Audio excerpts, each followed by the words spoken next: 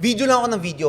Siguro nakaipon ako ng around 30 videos to 40 videos bago ko siya nag-decide na i-launch na.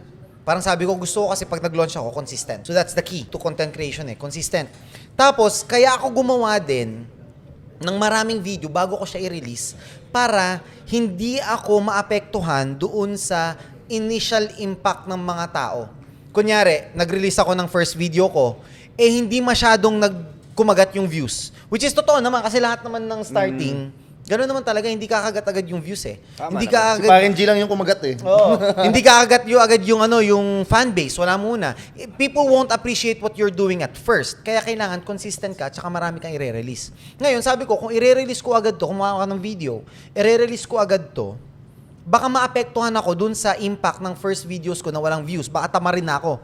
Kaya sabi ko, hindi. Tatapusin ko yung mga 30 to 40 videos, gawin ko, and then re-release ko sila every other day para kahit na tamarin ako dun sa mga fears, wala naman nagawa ko na It's to be released naman. So 2 months yun 2 months na release yung mga yon, yung videos na yun.